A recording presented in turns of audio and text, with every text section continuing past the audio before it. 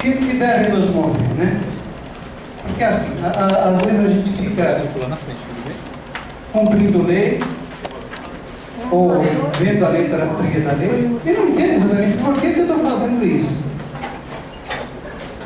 Ok? Eu quero tratar de uma forma mais abrangente e muito mais reflexiva. Então é assim, o microfone vai estar aberto para perguntas, né? Se alguém tiver alguma dúvida, levanta, a gente vai encadeando a conversa. Eu quero fazer uma reflexão, essa que é a questão, sobre o estágio que a gente se encontra. Mas para isso, não tem coloração partidária. Seja qual for o partido, estou falando do Estado brasileiro. O Estado é aquilo que fica. Não estou falando de governo. O governo entra, sai, cai, é preso, volta. Não estou falando de governo. Eu estou falando de Estado. Aquilo que fica é aquilo que a gente quer transmitir para os nossos filhos, para os nossos netos. Tudo bem? É esse o foco. E eu vou buscar isso onde? Na Constituição Federal. Então o nosso tema, pode botar aqui. O nosso tema é democracia participativa. Olha que interessante. Então eu vou falar de democracia, claro, e mais que isso, a democracia participativa, da possibilidade de participação e da rede de proteção ao patrimônio público. Não é? Isso é algo que a gente pretende criar, nós pretendemos criar isso. Tudo bem? Olha, o José Saramago, ele tem uma frase muito interessante. Eu encontrei essa fala num estudo que o Maurício Trachtenberg fez sobre identidade e alteridade. O que é isso? Identidade, como eu me vejo, onde eu me localizo, quais são as minhas relações de pertencimento. Eu sou homem, sou branco, sou não sei o quê. Eu sou mulher, sou negra, estou em tal movimento. Cada um tem a sua identidade, não é? E a questão da alteridade, o que é isso? A questão da possibilidade que eu vejo de me colocar no lugar do outro e ver como é que o outro tentar me sentir como o outro e ver como é que o outro se relaciona com as coisas. Esse exercício de identidade e alteridade é muito importante para que a gente entenda como que as pessoas agem. Tudo bem? Então tá, o Saramago escreveu uma frase interessante. Assim, olha, tolerar a existência do outro e permitir que ele seja diferente ainda é pouco. Quando se tolera, apenas se concede que essa não é uma relação de igualdade, mas de superioridade de um sobre o outro. Aquele que concede, ele se coloca num patamar superior em relação ao outro. Eu vou tolerar isso, não é? Deveríamos criar uma relação entre as pessoas da qual estivessem excluídas a tolerância e a intolerância. Eu não tenho que tolerar nada, eu tenho que respeitar o outro como pessoa. Tudo bem? Nós estamos numa sociedade plural, com brancos, com pretos, com amarelos, com azuis, não é? Com homens, mulheres, gays, lésbicas, né? Com jovens, crianças, adultos, velhos. Uma vez eu estava indo na estrada, estava indo para um sítio, eu estava na velocidade da pista e um carro atrás de mim colado, jogando farol, e o caminhão do lado. Não vai entrar atrás do caminhão, não é? Aí a pessoa, na hora que ela conseguiu passar, a menininha botou a cabeça para fora e falou assim: seu velho!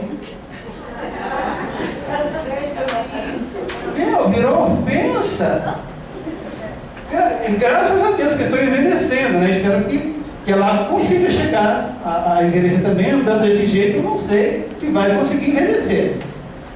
Não é? Enfim, se eu estou numa sociedade plural, se eu estou numa sociedade que tem toda essa diversidade, eu tenho mais é que respeitar a diversidade e não tolerar coisa nenhuma. Bem? Trazendo isso para a área pública. Quando a gente vai fazer auditoria em algum lugar, parece que chegou assim aquele que incorporou o demônio, né? As pessoas te isolam, as pessoas têm medo e não se relacionam, e parece que você está ali para fazer um mal. Você não está ali para fazer mal nenhum. Não é? Estamos num Estado republicano, democrático, estamos aquela organização utiliza dinheiro público que pertence a todos, a gente vai ver isso já já. E nós formos por missão verificar isso. Você não está ali para perseguir ninguém, para acusar ninguém, nada. Você está ali para ver como o dinheiro está sendo entregado. Tudo bem? Claro, se eventualmente alguém estiver metendo a mão no dinheiro e você conseguir detectar isso, sinto muito, né? Mas a culpa não é de quem olha, a culpa é de quem está fazendo a coisa errada. Ok? Então essa questão do Saramago para mim é importantíssima, sabe? Olha, nós temos que respeitar o outro enquanto pessoa, enquanto indivíduo, e temos que, a questão, não é nem uma questão de direito, é uma questão ética, é uma questão interna, é uma questão de reflexão, não é? E claro, o auditor, ao chegar numa unidade, também não vai chegar lá se achando. Ele está lá, ele é um agente público, um servidor público que vai lá para fazer uma verificação específica. Ok ou não? Tranquilo? Eu estou falando tudo isso porque a gente vai falar de uma interação que é necessária entre a sociedade e o aparelhamento de Estado. Ok? Por favor, olha, gente, isso aqui é um mantra. Artigo 1º da Constituição Federal. Você pega a Constituição Federal, põe ali no teu criado mundo, e toda noite você lê um capítulo. Né? É um mantra. Então, olha, a República Federativa do Brasil, olha quanta coisa, né? Já dá 6 meses de conversa. Se eu estou numa república, o que é uma república? Né? Vamos fazer a república com contraponto com a monarquia. Lá na monarquia, Brasil, 1800 e bolinha, o rei mandava e desmandava, e olha, quando chegou a corte aqui, eles escolheram as melhores casas e falaram: gente, saiam porque a corte está chegando. Tá vendo? Assim, você hoje não tem a monarquia. Em 1889 você passou a ter uma república. O que é isso? Olha, a república é diferente da monarquia. Por quê? Se na monarquia tinha uma relação de pertencimento, tudo era do monarca, as coisas agora passam a ser dos cidadãos. Então, se eu estou numa república, eu tenho cidadãos, esses cidadãos têm que estar numa relação de liberdade, são cidadãos livres. Eles precisam de uma norma que regulamente a vida conjunta, portanto, uma legislação comum, portanto, uma constituição comum. Que mais? Um patrimônio comum. Eu tenho patrimônio ambiental, eu tenho patrimônio cultural, eu tenho patrimônio histórico, eu tenho N patrimônios, tenho patrimônio grana. Tudo bem? E todo esse patrimônio pertence ao povo. Isso que ele está falando em república. Isso que a Constituição está falando em república. Então, gente, o patrimônio é público. Puxa, que descoberta. Tem que informar isso para o pessoal de Brasília, ou para o pessoal dos gabinetes. Não é? O Carlos Drummond de Andrade dizia que, ao proclamar-se a República, nós deveríamos... Tudo bem, proclamamos a República, mas vocês informaram lá o pessoal lá dos gabinetes? Não é? Tem que informar para eles que nós vivemos num sistema republicano desde 1889. Esse dinheiro é público. Então tá, República Federativa, o que é isso? Né? Olha, o Brasil é um país continental, é um país enorme.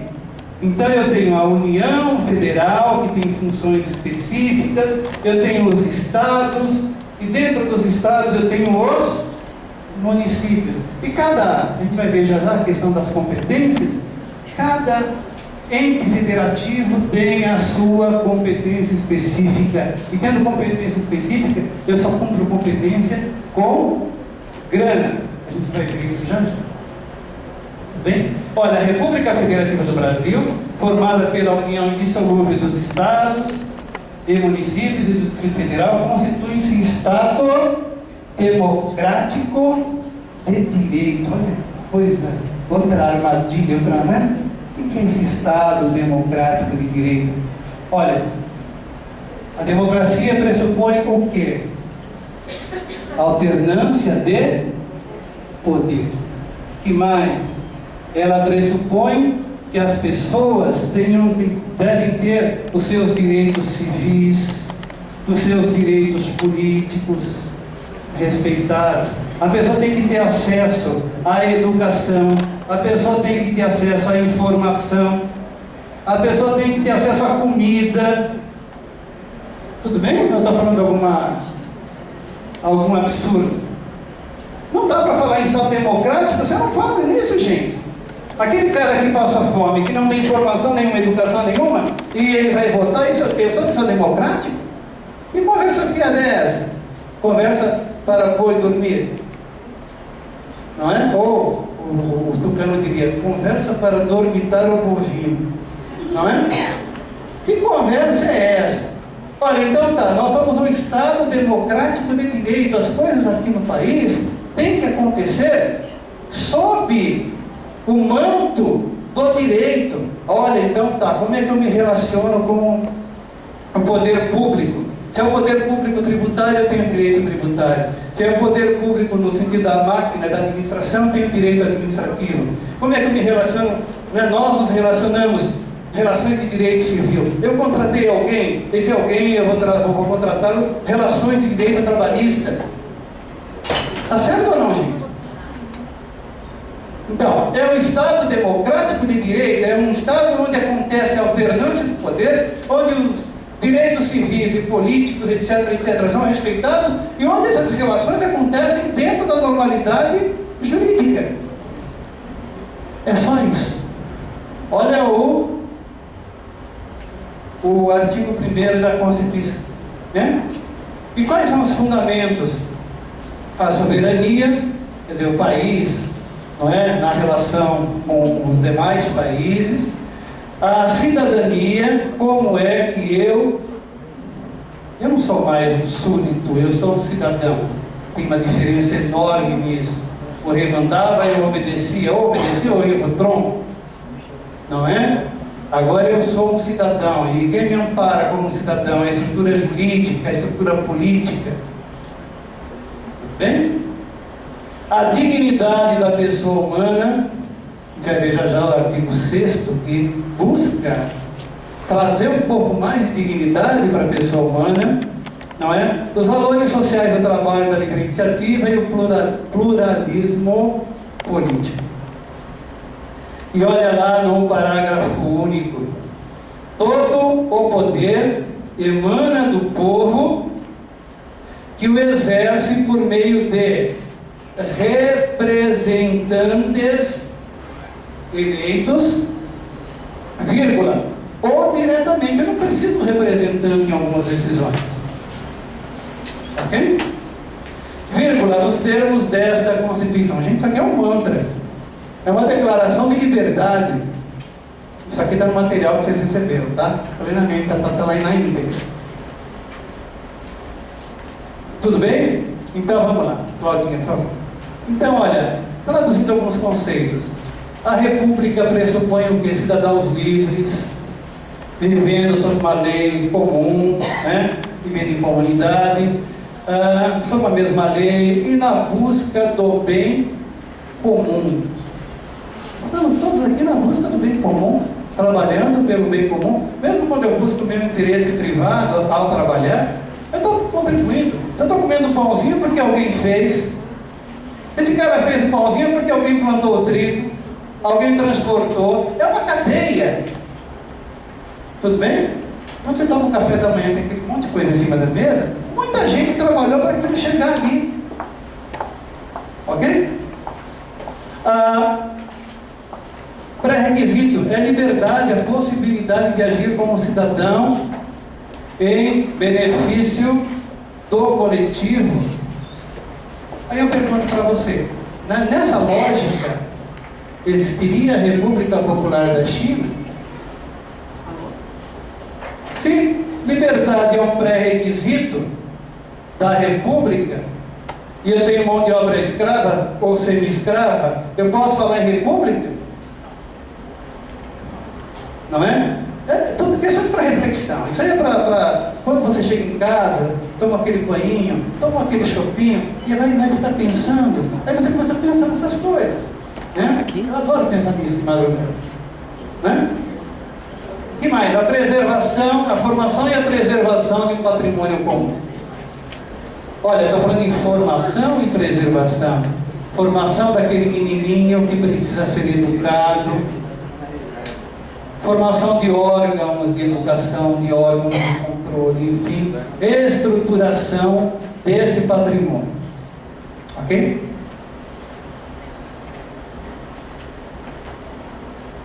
Então tá, isso aqui eu já falei, só estou sistematizando para que quando vocês lerem o material, a coisa já está sistematizada, né? A forma de governo é a forma republicana, a forma do Estado é uma federação, portanto a questão das competências, a gente vai ver isso já já. O regime de governo é um regime democrático que pressupõe a alternância do poder por meio de eleições livres, observando e respeitando direitos políticos, civis e cidadãos e a possibilidade efetiva de participação. Tem gente que acha que em democracia é você vai lá e vota e vai para casa e acabou. Não acabou não, meu. É aí que ela começa.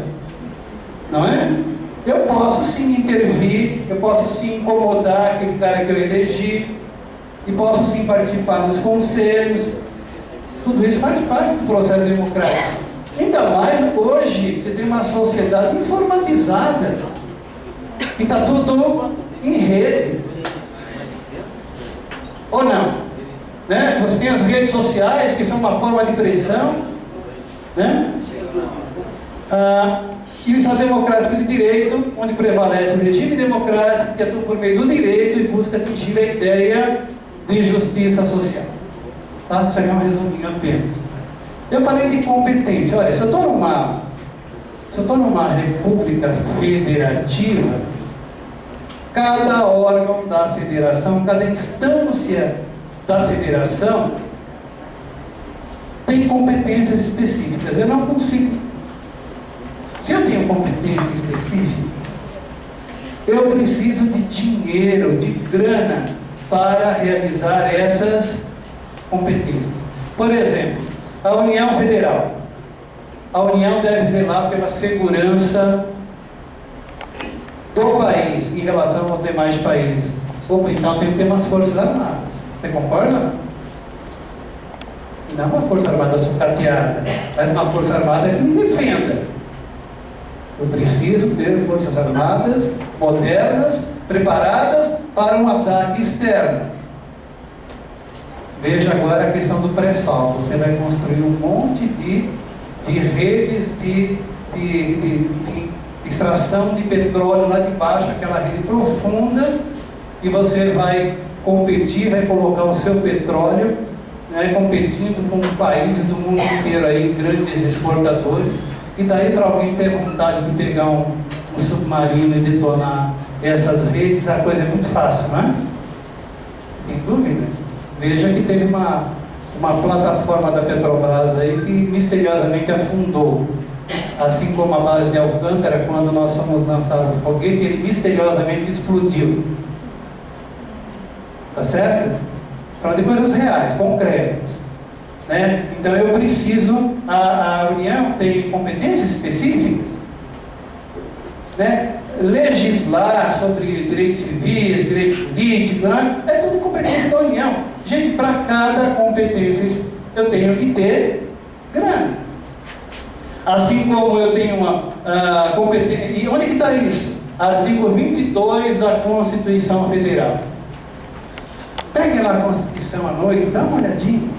Né? Eu não tenho Constituição. Entra lá em qualquer site, Senado Federal, busca lá, Constituição Federal, você pega a última e imprime. Ou, não quero gastar papel por uma questão do meio ambiente. Ok, deixa na tela. Tudo bem?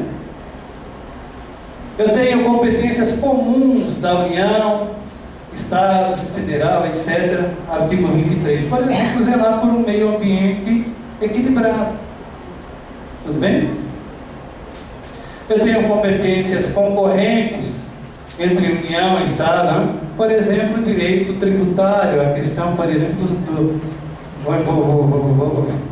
a questão, por exemplo, do ICMS, que agora o governo está tentando regulamentar, para ver se traz tudo para um patamar único, e você gera uma guerra fiscal, não é? Complicada, tá? Eu tenho competências específicas municipais, artigo 30 da Constituição Federal. Eu não estou inventando nada, está tudo escrito. É só pegar o que está lá e dar uma olhada. Só tem um detalhe: para cada competência dessa, eu preciso de grana. Não se iludam. Por exemplo, até um tempo atrás, a educação no estado de São Paulo era estadualizada. Era o estado de São Paulo que pagava lá o prédio, a manutenção do prédio, pagava os professores, etc, etc. Aí alguém baixa uma norma: olha, vamos municipalizar a educação. Então tá, município, pega que o filho é teu. É assim, gente? Você passa simplesmente para o município? Você quebra os municípios. Tem município aqui no estado de São Paulo que só sobrevive por conta de transferências constitucionais. E a arrecadação é baixíssima. Então olha, tá, o prédio eu transfiro para você, você tem aqui essa rede, tem um custo X de manutenção disso, eu vou fazer a transferência de recursos para que você toque. Tudo bem? E a gestão fica da competência do município. Está entendendo isso, Ana? Se eu pegar uma atividade que é da União, passar para o Estado, eu tenho que transferir recursos para que o Estado faça isso. Se eu pegar alguma coisa que é competência do Estado, passar para o município, eu tenho que passar recurso para que ele faça isso. Está tranquilo, Ana? Estão entendendo isso? Bom, aí volta para a Constituição. O artigo 3º diz assim, olha: constituem objetivos fundamentais da República Federativa do Brasil construir uma sociedade livre, justa e solidária. É o que nós queremos, não é, gente? Que seja livre, justa e solidária. Garantir o desenvolvimento nacional. Que mais? Erradicar a pobreza e a marginalização e reduzir as desigualdades sociais e regionais. Nesse item, esse é o tema da gestão da Dilma agora, a erradicação da miséria. Tudo bem? País livre é país sem miséria, é isso? Que ela coloca lá, eu já vi. Né?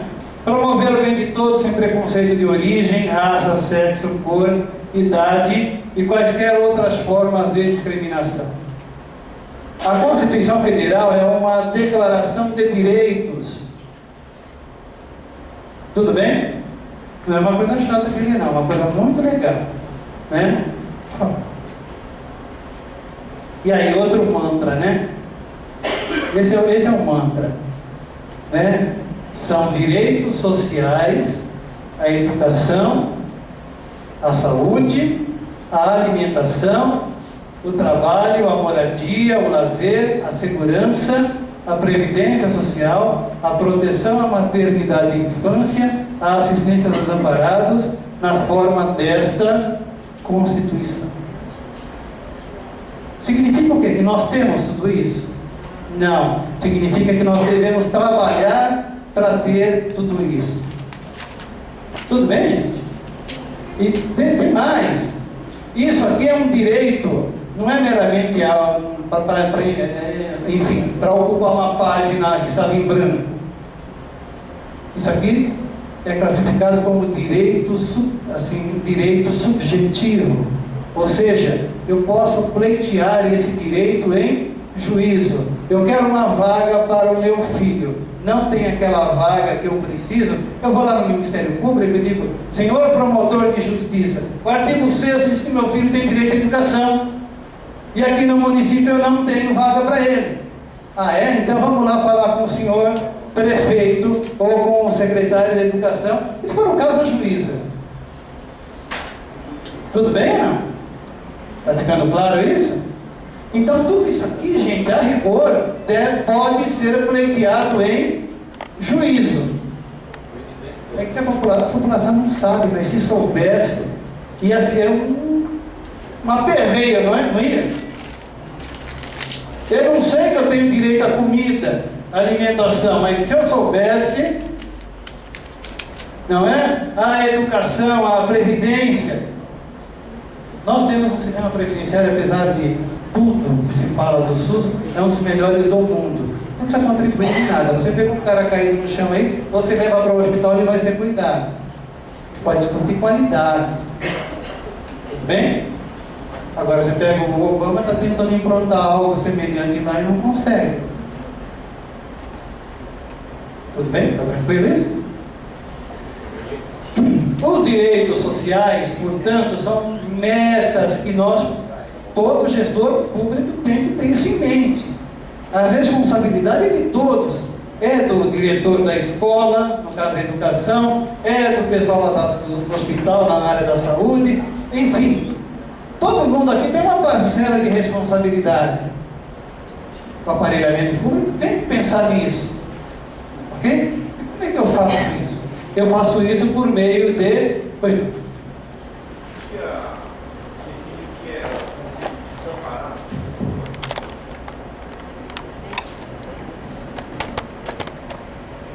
Olha, desamparado a rigor é quem não tem amparo, né? Nenhum amparo.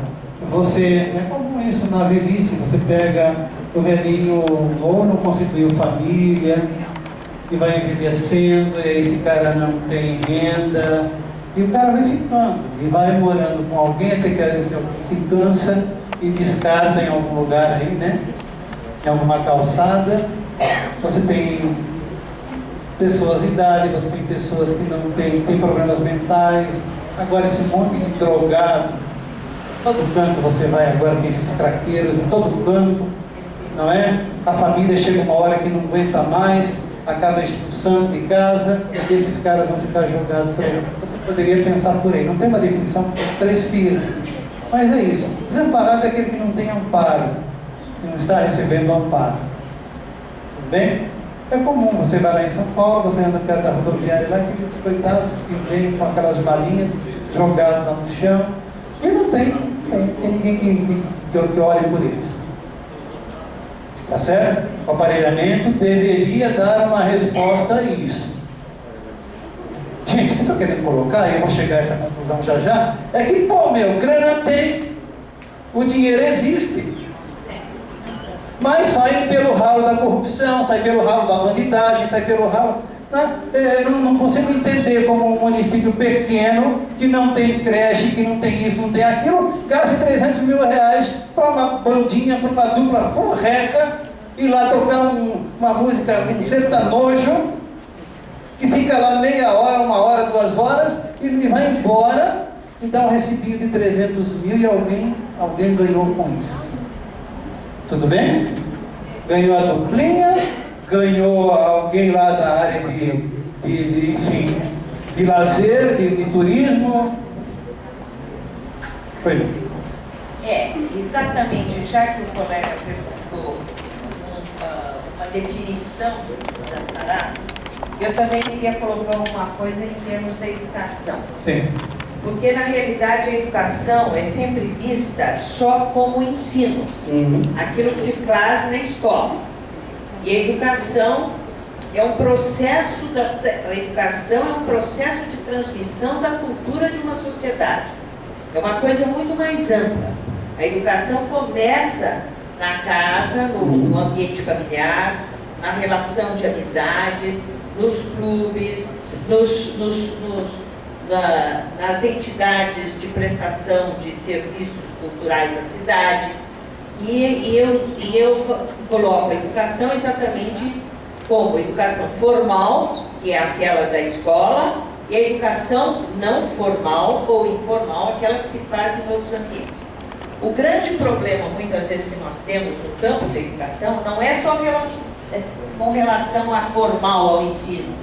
Nós temos uma falta de apoio total à educação não formal, que, aliás, é aquela que vai dar muito mais independência ao indivíduo, vai dar criticidade a ele, espírito crítico, analítico e crítico. Então, o teatro inclui-se numa educação não formal, a música na educação não formal, a dança, a literatura, etc. E o que nós temos acompanhado ao longo da vida, pelo menos, é que já é uma dificuldade enorme, inclusive no nível federal. Hoje nós estamos vendo passar toda a competência de apoiar eventos culturais que vão educar, não formalmente, para o setor privado.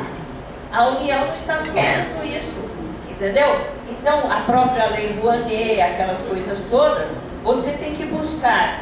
É uma forma de financiamento dos brothers, né? Exatamente. Então, a sociedade, nesse aspecto, está profundamente desamparada. Eu concordo plenamente. É por isso que chegar à conclusão já, que quem tem que balançar o rabo é o cachorro. Não é o cachorro que tem que balançar o rabo. Não é o rabo que balança o cachorro, é o cachorro que balança o rabo. E no Brasil, historicamente, sempre o rabo balançou o cachorro. Sempre um grupo disse para a sociedade o que a sociedade tem que fazer.